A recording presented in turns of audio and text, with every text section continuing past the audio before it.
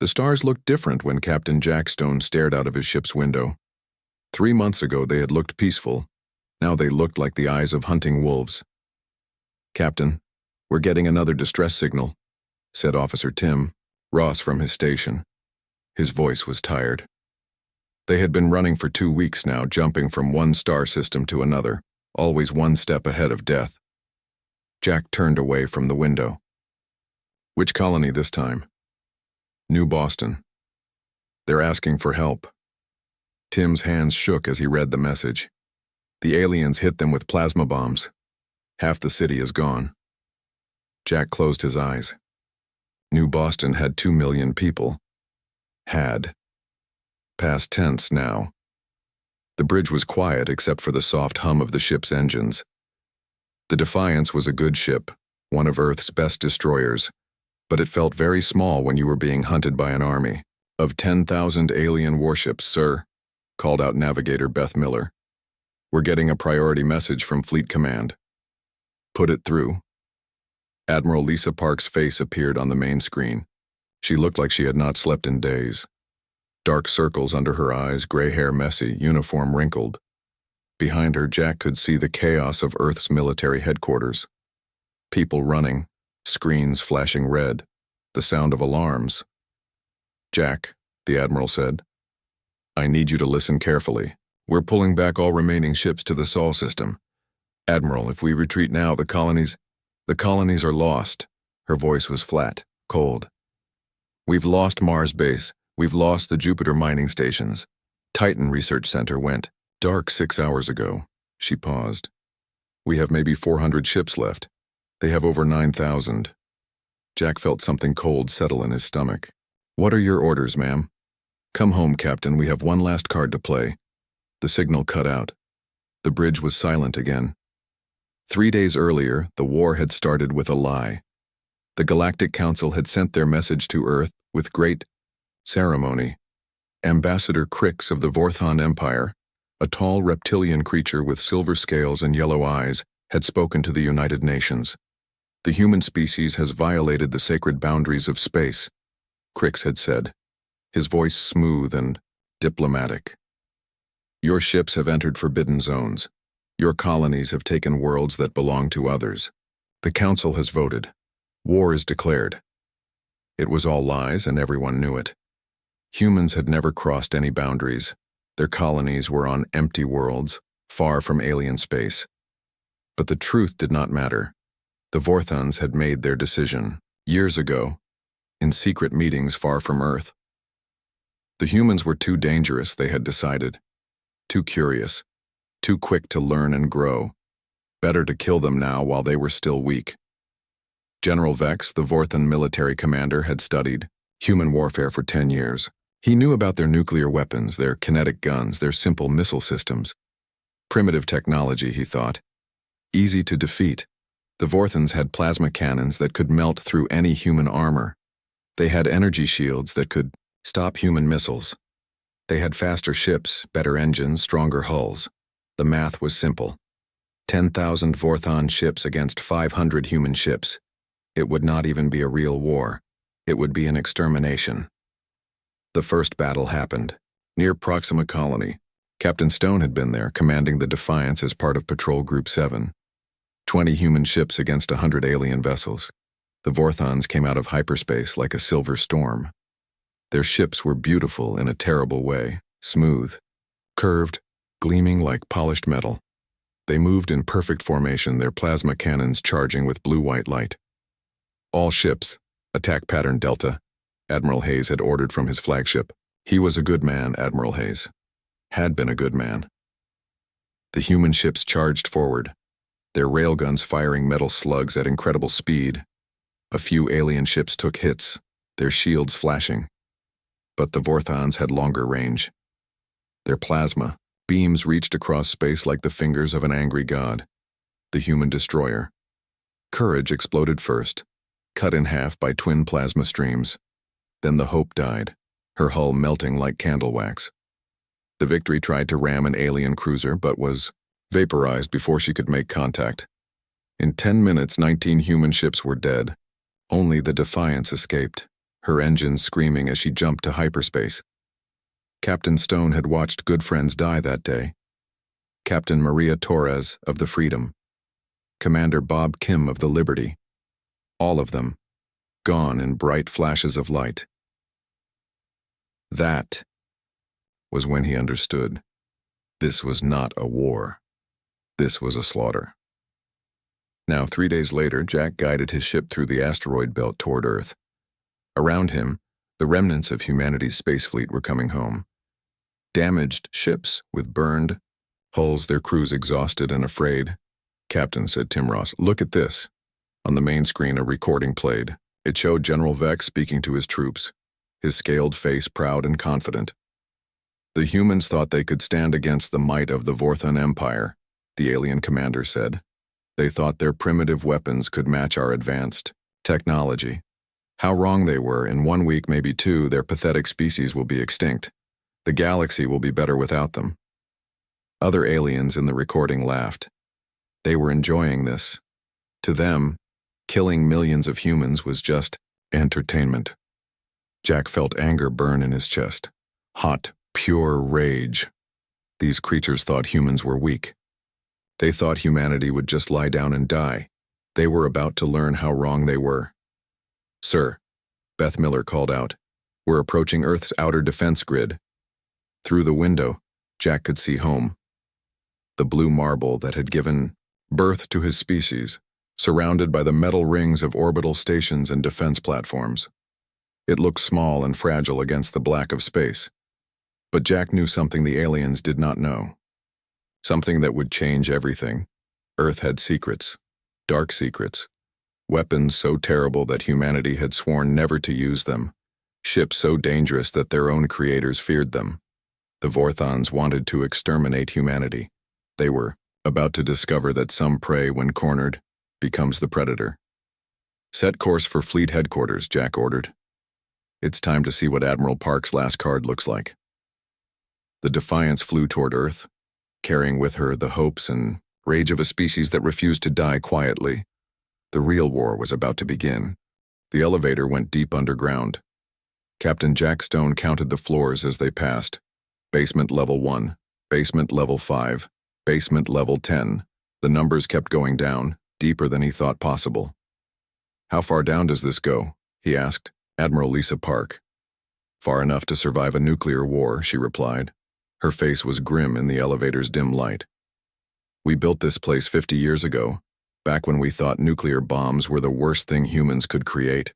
The elevator stopped at basement level 25. The doors opened with a soft hiss. Beyond was a corridor that stretched into darkness. The walls were thick metal, covered with warning signs in bright yellow and red. "Authorized personnel only. Radiation. Hazard. Extreme danger. No entry without level 10 clearance." Jack had level 8 clearance. He had never seen a level 10 area before. "Admiral," he said as they walked, "what exactly are we doing down here?" "Showing you why humanity will survive this war," she said, "even if we have to destroy ourselves to do it." They passed through 3 security checkpoints. Each one scanned their DNA, their retinas, their voice patterns. Armed guards in heavy armor watched them pass. These soldiers looked different from regular military, harder, colder, like they had seen things that changed them. At the 4th checkpoint, Admiral Park placed her hand on a scanner. Red light flashed across her palm. "Admiral." "Lisa Park," a computer voice said. "Confirmed, Project Reaper access granted." The final door was 3 feet thick. It opened slowly like the mouth of a sleeping giant. Beyond was a room that took Jack's breath away. The chamber was huge, bigger than a football stadium. The ceiling curved high above, lit by harsh white lights. And in the center, behind walls of thick glass, sat something that should not exist, a spaceship. But not like any ship Jack had ever seen. It was black as deep space, its hull smooth and curved like a predator's tooth. Strange lines ran across its surface, glowing with soft blue light. The ship was beautiful, but in the way a poisonous snake is beautiful, deadly, dangerous. "My God," Jack whispered. "What is that thing?" The Harbinger, Admiral Park said. The first of the Reaper-class vessels. We built 12 of them. Jack stared at the ship.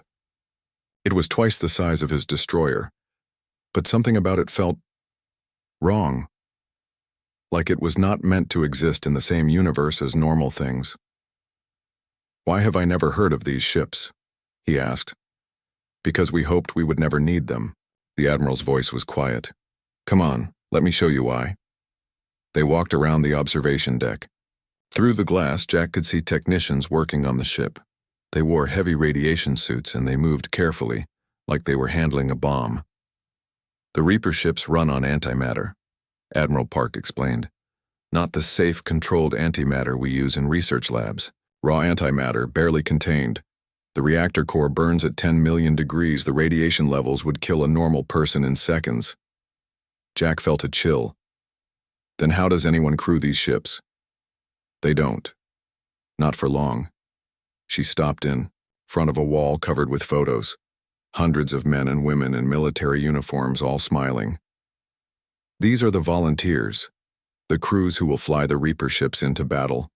Every one of them knows it's a one-way trip. Jack studied the faces. They looked normal, ordinary people, like him. The radiation will kill them in days, maybe weeks, Admiral Park continued. The ship's weapons drain so much power that life support fails during combat. The hull itself is made from materials that are toxic to human tissue. Operating a Reaper ship is like flying inside a nuclear bomb. Then why build them? Admiral Park pressed a button. The lights dimmed, and a holographic display appeared in the air. It showed a battle, ships fighting in space. But these ships were different. They moved wrong, fired weapons that bent light itself. During the AI war 30 years ago, we fought machines that could think faster than humans, build better than humans, fight better than humans. We were losing, badly. So our scientists asked a simple question. What if we built ships that normal, people could not use? What if we made weapons so dangerous that only desperate, dying crews could fire them? The hologram showed a black ship, just like the Harbinger, tearing through enemy forces. Its weapons did not just destroy enemy ships, they erased them, made them vanish as if they had never existed. The Reaper ships ended that war in 6 months, Admiral Park said. But the cost... She gestured to the photos on the wall. 2,000 volunteers, all dead. We swore we would never use these ships again. Jack felt sick. And now? Now we're facing extinction. The Vorthons have 10,000 ships, we have 400. In a normal fight, we lose. So we're going to fight an abnormal fight. She led him to another section of the chamber. Here, through the glass, Jack could see the ship's weapons being loaded. The technicians moved like they were handling poisonous snakes.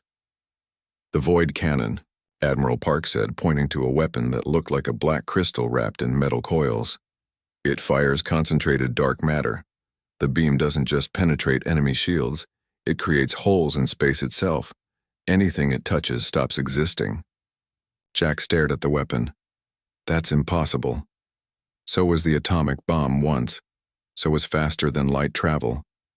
Humans have a talent for making the impossible into the inevitable. She pointed to another weapon. Quantum disruptor. It phases enemy ships out of normal space-time. They die in multiple dimensions at once. This is insane. Yes, it is, but it works. During the AI war, one Reaper ship could destroy 100 enemy vessels. The machines learned to run when they detected our antimatter signatures. They walked to the end of the observation deck. Here, a large window showed the ship's engine room. The reactor core glowed like a captive star, so bright it hurt to look at. The Vorthons think they're fighting humans, Admiral Park said. They're not. They're about to fight humanity's nightmares. Ships we built in our darkest moments when we realized that sometimes survival means becoming the monster. Jack watched the technicians prepare the deadly ship. Who's going to crew her? You are. Admiral Park turned to face him. I'm giving you command of the Harbinger, you and 200 other volunteers. Jack felt the world spin around him. Admiral, The Vorthons wanted to exterminate us because they thought we were weak. They're about to learn that humans are most dangerous when they have nothing left to lose. She handed him a data pad. These are the technical specifications. Study them. Learn them. In 3 days, you'll take the Harbinger into battle. Jack looked at the datapad, then at the ship beyond the glass. His ship now. His death sentence. The other Reaper ships, he asked. Being prepared. The Doomsday. The Apocalypse. The Nemesis. All 12 of them. Admiral Park's voice was steady, but Jack could see the pain in her eyes. I'm sending 12 ships and 2,400 volunteers to their deaths, but they'll take half the Vorthon fleet with them. Jack squared his shoulders. When do we begin? Now. Your crew is already assembling. Most of them are terminal patients, cancer, radiation sickness, genetic diseases. They volunteered because they're dying anyway. They want their deaths to mean something. As they walked back toward the elevator, Jack looked one more time at the Harbinger. His ship. His beautiful, terrible, impossible ship. The Vorthons thought they were hunting sheep. They were about to meet the wolves. Captain Jack Stone felt the Harbinger come alive beneath his feet. The ship vibrated with barely controlled power, like a caged animal wanting to break free. Around him, his crew worked at their stations with steady hands, even though they all knew they were dying. Reactor core at maximum, reported Chief Engineer Mike Walsh. His voice was calm, but Jack could see the radiation burns starting to appear on his hands. Antimatter containment holding. For now. Weapons systems online, called out Weapons Officer Sarah Chen. She had volunteered after learning she had 6 months to live from cancer. Now she had maybe 6 days. Void cannon charged and ready. Through the Harbinger's main window, Jack could see the asteroid belt. Floating rocks as big as cities drifted in the darkness between Mars and Jupiter. And somewhere out there, 9,000 Vorthon warships were coming to finish what they had started. Contact! Navigator Beth Miller shouted from her station. Multiple hyperspace signatures. They're coming out of jump. Space itself seemed to tear open. Flashes of silver light appeared as the Vorthon fleet emerged from faster-than-light travel. 1 ship, 10 ships, 100. They kept coming, filling the space between asteroids like a metal storm. Jack had never seen so many ships in one place. They moved in perfect formation, their hulls gleaming under the distant sun, beautiful and terrible like sharks made of starlight. All Reaper ships, this is Harbinger. Jack spoke into his communication system. Report status. Doomsday ready. For battle, came Captain Maria Rodriguez's voice. She sounded tired but determined. My crew is, eager to get started. Apocalypse standing by, reported Captain Tom Blake. Reactor core running hot. We're ready to make them pay. One by one, the other Reaper ships checked in. 12 vessels against 9,000. The math was insane. But Jack had stopped caring. About math. On the main screen, General Vex's face appeared. The Vorthon commander looked pleased with himself, his yellow eyes bright with confidence. Humans, the alien said, his voice smooth and mocking. You have fought well, for primitives, but this ends now. Surrender, and we will make your deaths quick. Jack stood up from his command chair. Around him, warning lights flashed red as the eye. Ship systems pushed beyond safe limits. The air tasted of ozone and death. General Vex, Jack said calmly, I have a message for you and your fleet. Oh? And what is that, human? Jack smiled. It was not a nice smile. Go to hell. He cut the transmission and turned to his weapons officer. Sarah, target their flagship. Full power to the void cannon. Sir, that will drain our life support for 10 minutes. Then we better make it count. Fire when ready. The Harbinger shuddered as power flowed from the reactor core to the weapons. The lights dimmed. The air recyclers stopped. In the distance, the void cannon began to glow with black light that hurt to look at. Firing, Sarah said. The beam that emerged from the Harbinger was not made of light or energy. It looked like a line drawn in space with liquid darkness. Where it touched the Vorthon flagship, reality itself seemed to break. The alien ship did not explode. It simply stopped existing. One moment it was there, a kilometer-long warship bristling with weapons.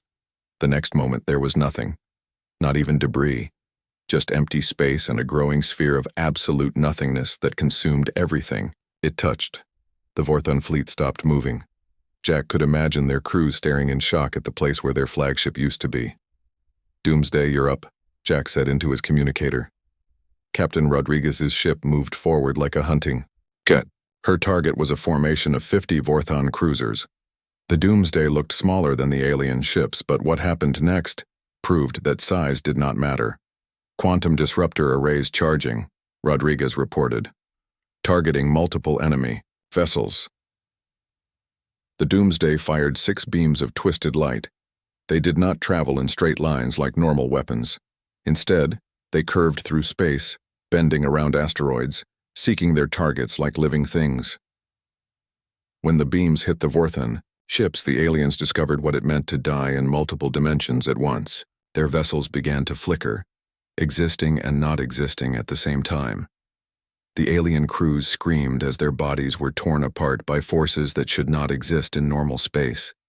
Some ships tried to run, others tried to fight back. It did not matter. The quantum beams found them all. "Apocalypse, Nemesis, attack pattern Gamma," Jack ordered. The 2 Reaper ships charged straight into the center of the Vorthon formation. Their hulls glowed with radiation that would cook any normal crew in seconds. But their crews were already dying, so they did not care. Captain Blake's Apocalypse opened fire with something called a reality shredder. The weapon created cracks in space itself. Enemy ships that got too close were pulled into these cracks and crushed by forces that existed outside the normal universe. The Nemesis, commanded by Captain Lisa Park's daughter Anna, used a different approach. Her ship's hull began to phase in and out of normal space. When Vorthon ships tried to hit her with plasma cannons, the beams passed right through her. But when she fired back, her weapons were very real. The battle was not like anything Jack had ever seen. Normal space combat was about formation, tactics, careful planning. This was chaos. The Reaper ships moved like demons, their impossible weapons tearing holes in reality itself. "Sir," Beth Miller called out, "the Vorthons are trying to retreat." Jack looked at the tactical display. Sure enough, the alien fleet was breaking apart. Ships were jumping to hyperspace as fast as they could charge their engines. "Oh no," Jack said quietly. "They started this. We're going to finish it." He opened a channel to all Reaper ships. "All vessels, pursuit formation, no survivors." The 12 human ships spread out like a net of death. Every time a group of Vorthon ships tried to escape, a Reaper ship was there waiting. The Harbinger caught a squadron of destroyers trying to flee toward the outer planets. Jack's void cannon erased them one by one, each shot creating a new hole in space. Captain Rodriguez pursued a group of heavy cruisers all the way to Jupiter's orbit. Her quantum disruptor arrays flickered like deadly lightning, and the alien ships died screaming across multiple realities. The battle lasted 4 hours. When it was over, the asteroid belt was full of impossible things. Spheres of nothingness, where the void cannons had fired. Cracks in space that leaked strange light. Areas where the laws of physics no longer worked properly. Of the 9,000 Vorthon ships that had entered the solar system, fewer than 300 escaped. The rest were dead, destroyed by weapons that should not exist. But the victory came, with a price. "Casualty report," Jack asked his medical officer. Dr. James Foster looked tired. Half his hair had fallen out from radiation exposure. 40% of the crew is dead. Another 30% will be dead by tomorrow. The rest of us, he shrugged. Days, maybe a week. Jack nodded. He had expected this. The Reaper ships were never meant to bring their crews home alive. "Sir?" Communications Officer Tim Ross called out. His voice was weak, but excited. "We're getting a transmission from the surviving Vorthon ships." "Put it through." General Vex appeared on the screen again, but he looked very different now. His proud, confident expression was gone. Instead, he looked terrified. "What are you?" the alien whispered. "What have you done?" Jack stood up slowly. His legs felt weak and his vision was starting to blur from radiation sickness, but his voice was strong. "We're humans," he said, "and we just taught you why you should never try to exterminate us." The transmission ended. Through the Harbinger's windows, Jack could see the surviving Vorthan ships jumping to hyperspace, running for their lives. The war was over. Humanity had won. Now all they had to do was die. Captain Jack Stone could no longer feel his hands. The radiation from the Harbinger's reactor had burned through his nervous system, leaving his fingers numb and useless. But he kept giving orders because his crew needed him to stay strong until the end. "Status report," he said, his voice hoarse from breathing air that tasted like metal and death. "Hull breach on Deck 7, reported Chief Engineer Mike Walsh. Half his face was covered in radiation burns, and his left eye had gone white and blind. The antimatter containment is failing. We have maybe 6 hours before the reactor goes critical." 6 hours. Jack nodded slowly. It was more time than most of his crew would live to see. Through the bridge windows, he could see the other Reaper, ships spread across the asteroid belt. The Doomsday was drifting without power, her hull cracked open like an egg. The Apocalypse was still moving, but slowly, leaving a trail of glowing gas from her damaged engines. The Nemesis was the worst. Captain Anna Park's ship was only half visible, stuck between normal space and somewhere else. Her crew had pushed their reality-bending weapons too far, and now they were paying the price. Sometimes Jack could see the ship clearly. Sometimes it looked like a ghost made of starlight. "Sir," Communications Officer Tim Ross called out. His hair had all fallen out 3 days ago and his skin looked like old paper. "Captain Rodriguez is trying to reach us." "Put her through." Captain Maria Rodriguez appeared on the main screen. She was sitting in what looked like the Doomsday's medical bay. Machines beeped around her, keeping her alive. Her face was pale, and Jack could see the dark lines under her skin where the radiation had burned her blood vessels. "Jack," she said with a weak smile. "How are you holding up?" "Better than you look," Jack replied. "What's your situation?" 17. Crew members left alive. Ships dead in space. But we did it, didn't we? We stopped them. We stopped them. Jack felt a strange peace settle over him. "Any regrets?" Maria thought for a moment. "Just one. I wish I could see Earth again. See the sunrise over the mountains.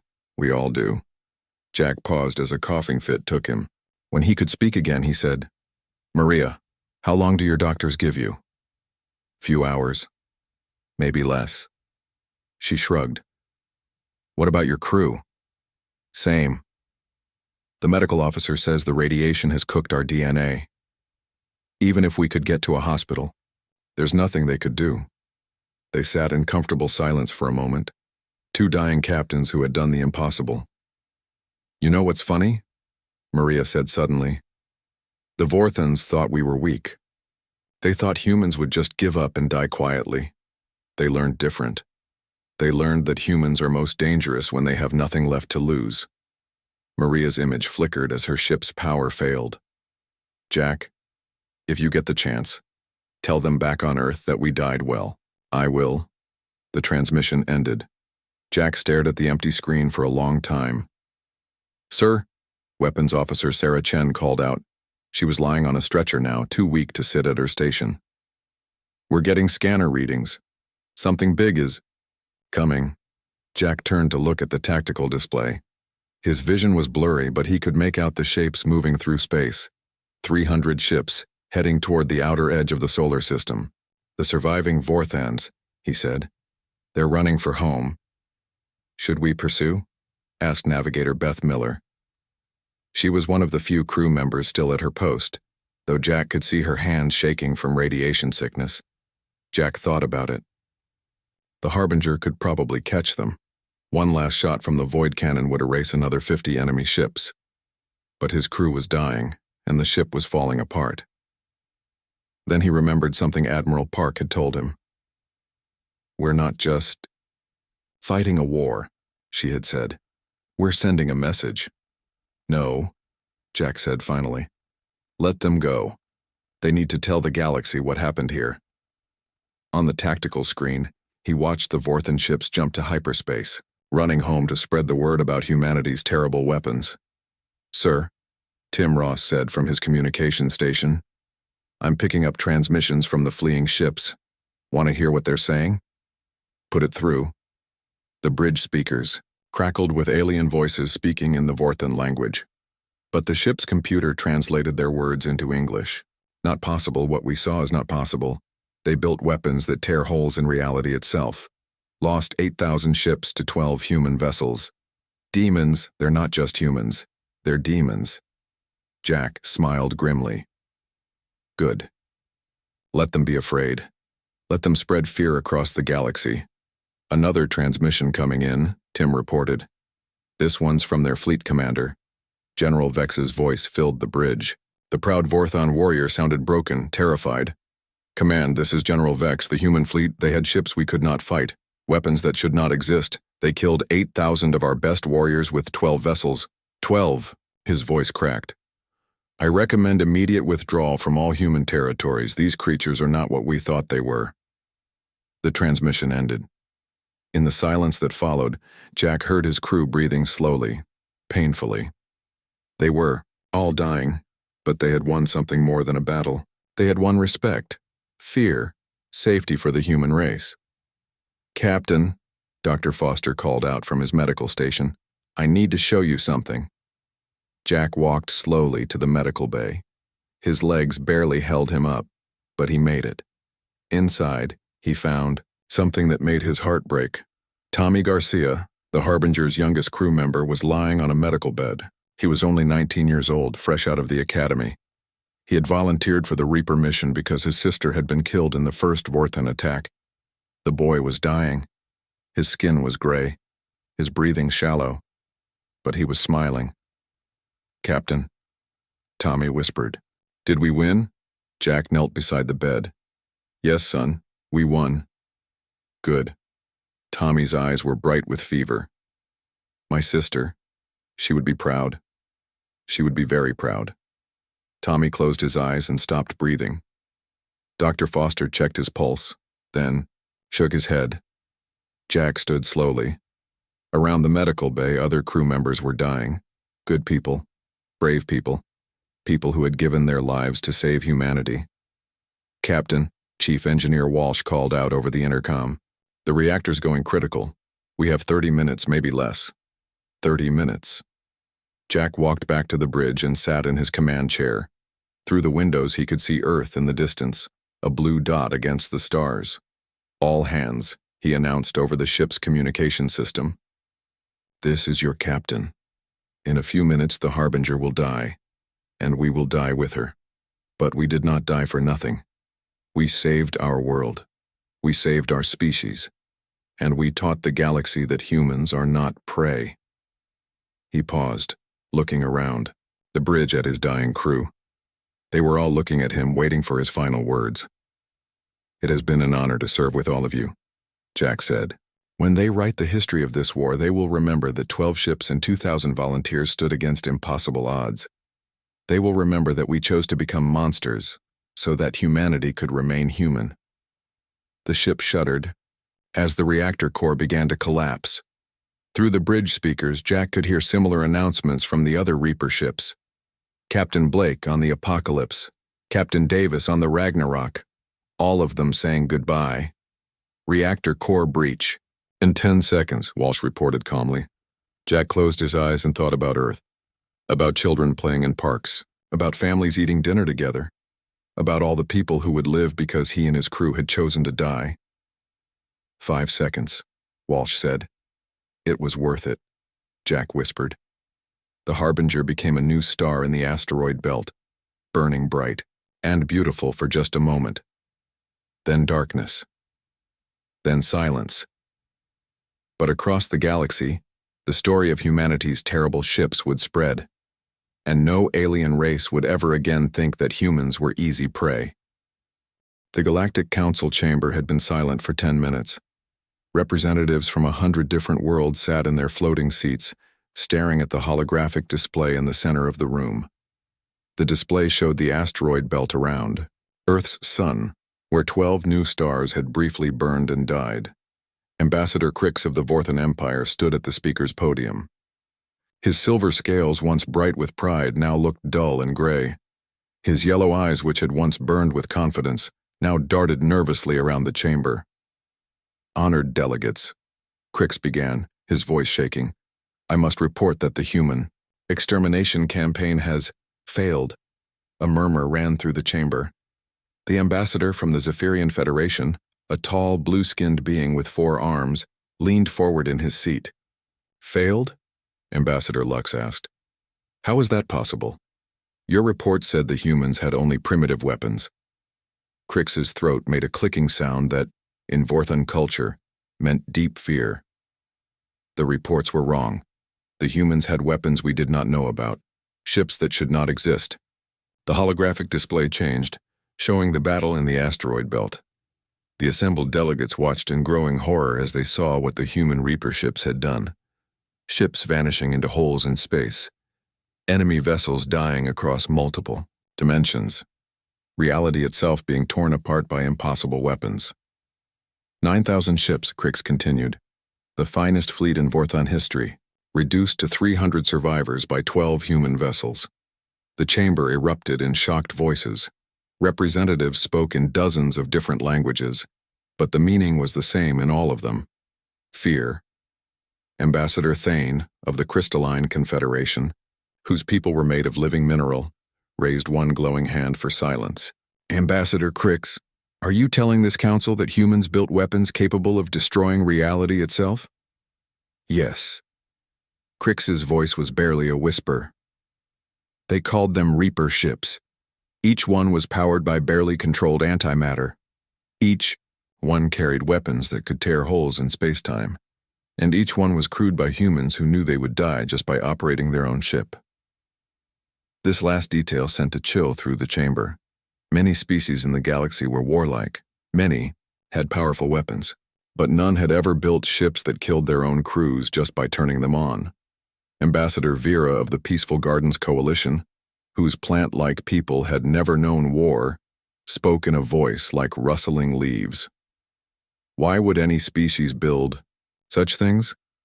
General Vex's image appeared on the holographic display.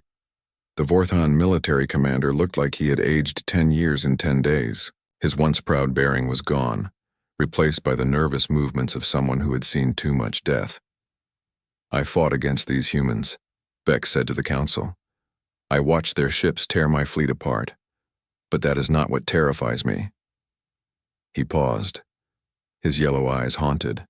"What terrifies me is that they built these weapons in peacetime. They created them hoping never to use them. But when we forced them to choose between extinction and becoming monsters, they chose to become monsters."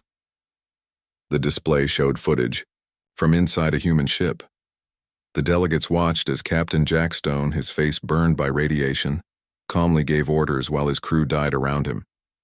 They saw young humans, barely adults, operating weapons that were killing them with every shot fired. They knew they would die, Vex continued. Every single human on those ships knew that using their weapons meant death. And they did it anyway. They sacrificed themselves to save their species.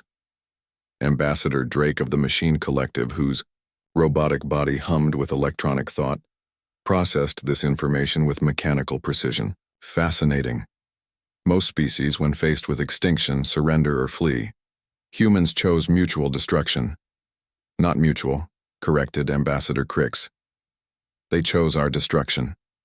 They were willing to die to kill us. That makes them the most dangerous species in the galaxy. The council chamber fell silent again. Each delegate was thinking the same thing. What would happen if their own worlds threatened humanity? Ambassador Lux of the Zephyrian Federation spoke first. "I move that we immediately grant humans protected status under galactic law. No member species may attack human territory without council approval." "Seconded," said Ambassador Thane quickly. "Thirded," added Ambassador Vera, her plant-like voice trembling. One by one, every delegate in the chamber voted yes. Even the warlike species, the ones who had supported the Vorthon attack, now wanted nothing to do with humanity. The vote was unanimous. 3 months later on Earth, Admiral Lisa Park stood in the memorial garden. Around her, 2004. 100 trees grew in perfect rows. Each tree represented one of the volunteers who had died aboard the Reaper ships. Each one had a small plaque with a name and a simple message. They died so humanity could live. Admiral Park was old now. The stress of the war had aged her, turned her hair completely white, carved deep lines in her face. But she stood straight. As she read the names of the dead, Captain Jack Stone, Captain Maria Rodriguez, Captain Tom Blake, Captain Anna Park, her own daughter, young Tommy Garcia, who had been 19 years old, Dr. James Foster, who had volunteered even though he had a wife and 3 children, all of them gone, all of them heroes. Admiral, said a voice behind her. She turned to see President Williams, the leader of Earth's government. He was carrying a data pad and looked excited. The reports are coming in from across the galaxy, the president said. 3 species have requested trade agreements with us. 5 others want to form defensive alliances. The Altarian Empire is offering us access to their best technology. Admiral Park nodded slowly. And the Vorthons? Complete withdrawal from the border sectors. They've declared our space off limits to all their ships. Some of their planets are asking to join our protection network. Protection network? President Williams smiled. Half the galaxy thinks we have more Reaper ships hidden, somewhere. They want to be our friends, not our enemies. Admiral Park looked back at the memorial trees. Do we? Have more Reaper ships? No. We destroyed all the remaining ones after the war. Too dangerous to keep around. The president paused. But we don't have to tell anyone that. A soft wind blew through the memorial garden, making the tree leaves whisper like voices from the past. Admiral Park listened to them and smiled sadly. The irony is perfect, she said. We built the most terrible weapons in galactic history, used them once, and then destroyed them. Now everyone thinks we're the deadliest species in the universe. Aren't we? Admiral Park thought about that question. About humans who would crew ships that killed them. About species that would rather die than surrender. About a race that turned themselves into monsters to protect what they loved. Yes, she said, finally. I think we are. On the far side of the galaxy, in the great archives of the Eternal Library, an ancient keeper wrote the final entry in the file marked Human Species Threat Assessment. The entry was short. Humans are a species that builds weapons capable of destroying reality itself, then crews those weapons with volunteers who know they will die. When threatened with extinction, they do not surrender. They do not flee. They choose to drag their enemies into death with them. Recommendation: never threaten humanity. They have proven they would rather burn the universe down than lose. The keeper sealed the file and marked it with the highest warning level in the galactic database. Red symbols that meant, approach with extreme caution. Then the keeper went to spread the word to every species in the galaxy. The message was simple. Humans were not prey, they were predators. And the smartest thing any species could do was leave them alone. In the memorial garden on Earth, the wind continued to blow through the trees. And somewhere among those whispers, if you listened carefully, you could hear the voices of 2,400 heroes saying the same thing they had said in life. We did what we had to do. We protected what we loved, and we would do it again. The galaxy had learned its lesson. Humanity was not a species to be exterminated. They were a species to be respected, feared, and left in peace. The war was over, and humanity had won something more valuable than victory. They had won their place in a universe that would never again underestimate them.